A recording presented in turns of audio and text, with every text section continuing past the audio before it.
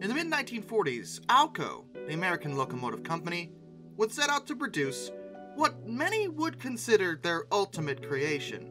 That's, of course, debatable, but this is definitely one of their best ones. These locomotives were built for New York Central, and they would become known as the Niagaras, 484 Northern-type steam locomotives, named after the Niagara River, and of course, Niagara Falls! They were fast, powerful, but because they showed up so late during the steam age, they'd only be utilized by New York Central for about 10 years before being replaced by diesels, and all of them would be scrapped. Now, the name Niagara actually encompasses technically 3 different kinds of locomotives, as there were 3 different classes underneath that name. There was the S1A, number 6000, of which only 1 was built. Then there were the S1Bs, of which 25 were constructed, numbers 6001 to 6025. And then there was one last one built, known as the S2A. Her number was 5500, and she was considered a super Niagara, as she had Franklin Caprotti poppet valves. But that brought the grand total of the Niagaras to 27. And despite their few numbers, they were excellent pieces of work. ALCO had done a phenomenal job with them, taking into account every innovation they could think of when it came to steam technology. Their design actually owes something to Union Pacific's 484s, the FEF series, which were also Northerns, but the Niagaras were actually considered even more refined. They were capable of 120 miles per hour, with a tractive effort of 61,568 pounds of force. And they didn't have steam domes at all, which is a little unique. This gave them a smooth contour along the top of their boilers, and a perforated pipe collected the steam instead. Though this wasn't some kind of weird innovation necessarily, it was out of necessity. See, there was a lower height clearance restriction on the New York Central, and the Niagaras were pretty big, so they couldn't afford to waste any space in terms of height. They also had a pretty small water capacity by most locomotive standards. Only 18,000 US gallons, that's 68,000 liters in the tender.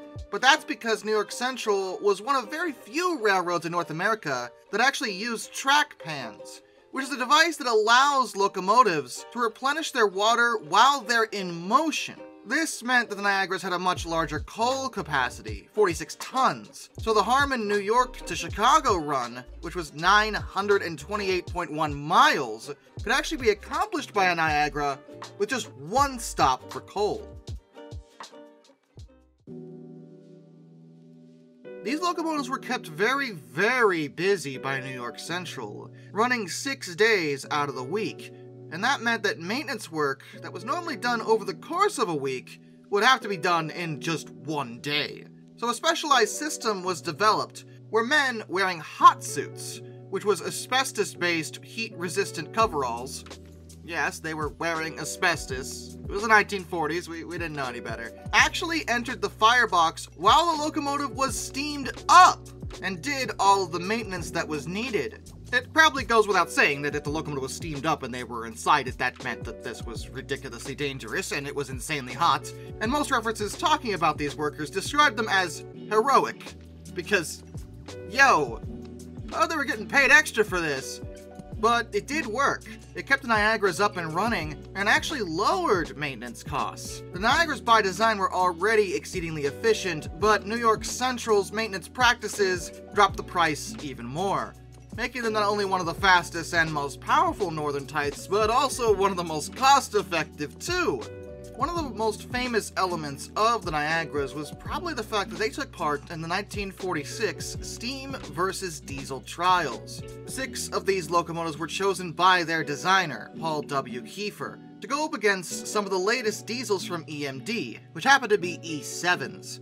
The locomotives were to run along the 928.1-mile journey from New York to Chicago, and back again, and then the performance of each locomotive would be evaluated to see how the steam locomotives matched up against the diesels. Kiefer had chosen his Niagaras because he knew well that these were some of the best steam locomotives you could have, and if any locomotive was capable of beating these newfangled diesels, it was them. And the results of this competition were really close. Like, really close. Like, the Niagaras did win in certain categories, and the diesels in others. There's a lot of numbers I could throw at you, but what you need to know is that, technically speaking, the cost per mile per locomotive was $1.22 for the Niagaras, and $1.11 for the E7s. But if you look at it from a horsepower perspective, cost per locomotive drawbar horsepower, because the Niagaras were way more powerful than the E7s, and the Niagaras cost $58.35, and the E7s cost $108.27. The Niagaras were practically half the cost if you factored in the horsepower element. The salesmen representing EMD and General Motors were not really happy with these results at all. They were way closer than they expected. They honestly thought the diesels would completely destroy the steam locomotive and make it obvious that their E units were better, but that is not at all what happened. The Niagaras were everything that ALCO promised they would be. But many other factors led to the Niagara's demise. As most of you are well aware, diesels would indeed replace steam locomotives. And in New York Central's case, this was the result of several different factors. First of all, there were a series of coal miners' strikes that made coal much more expensive and therefore rose the operating cost of steam locomotives. Diesels didn't use coal. They used diesel fuel, based on oil.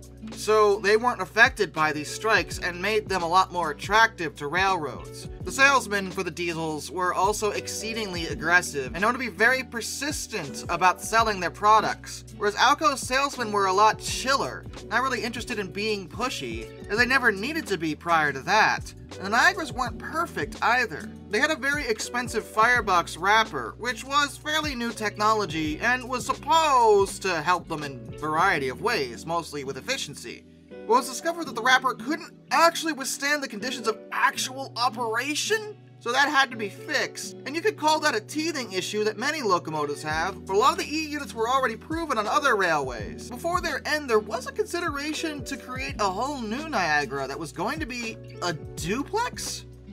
What? You mean like Pennsylvania Railroad's duplexes? And yes, indeed, there's supposed to be a 4 duplex drive steam locomotive, and it was planned as a true competitor to the Pennsylvania Railroad's T1. This was supposed to be called the C1As. They would have larger coal capacities and likely be capable of much higher speeds. But the T1s never became the threat that New York Central thought they would be, as Pennsylvania would also dieselize, meaning that this new Niagara was never needed, so it was never constructed. But these were still, even in their day, recognized as one of the best steam locomotives that had ever been constructed. Surely somebody in 1956, when the very last one was about to be scrapped, would say, hey, maybe we should save one for posterity. Put it in a museum. Let people come and see and look at this great machine that ALCO was able to put together. Yeah, see, no, that wasn't happening. Largely due to someone who I think you all have seen coming this entire video. Boys, where on earth is the very last Niagara? In this dimension. I want it crushed. Sir, I am begging you. Do not destroy the last Niagara. What's a Niagara? It's a steam engine, Barry. What's a steam engine? It's an engine that runs on steam. What's steam? It's evaporated water. What's water? The basis of all life. What's life? Man, I don't even know anymore. Enough questions, boys! Where is she? Tell me where she is. Give her up. We need that scrap value. This is really about money, boss. The money! This company is gonna go under without those dollars. Now you tell me where that steam engine is, so I can make the appropriate sacrifice. But you don't have to do this. Yes, I do! I don't want to be the bad guy, but someone has to, boys! Someone has to be the destroyer! The one who makes the hard decisions! The one who pushes this company forward! Thousands of jobs are on the line, boys!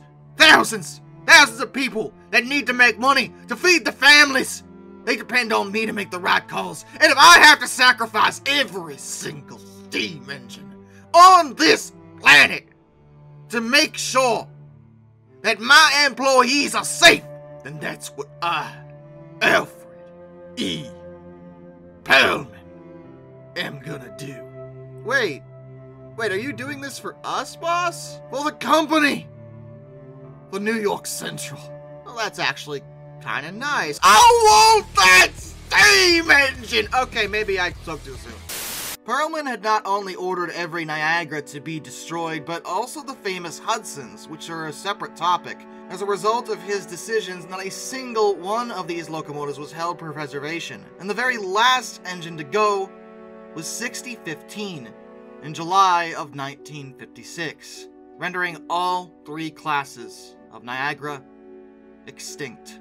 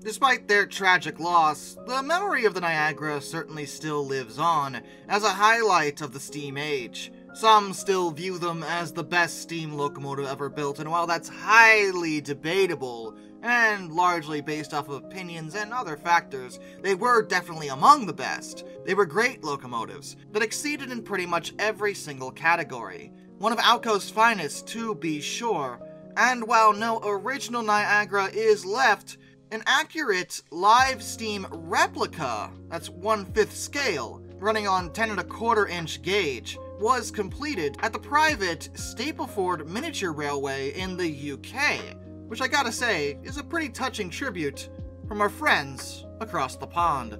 And with that, a special thank you to all my underwater train finders, Some Dude 267, Orange Glass, Benjamin Owens, Panzer Kitsune 131-232, Josh Johnson, Metal for Life Guy, Anzac A1, Arthur Roy, Tommy Rossini, Lord Captain Von Thrust III, Brian, Jack Carson's Rural Videos, Hayden DeGrow, Master of None, Lord Hawk 444, Mark Holding, Bernard Dronesdahl, A Person 723, DM Tropical Typhoon, Alfonso Lapuche, Royal Hudson 2860, Isurfer 1405, Charles Kwiatkowski, Matthew Wolf, Mr. Sleepy, Matt Weaver, Alaric Jaspers, Tom Red Lion, Ennis Productions 8104, Hannah Bird, Hendrick Motorsports Fan 5, Wheeljack 8401, Rescues Greyhounds, Dr. Racer 78, The Baxter, Caleb Crosswhite, Ohio Trucker 1, Joshua Long, Andrew Bowen, and Prez Drenton. Till next time, this is Darkness, individual of fun, farewell.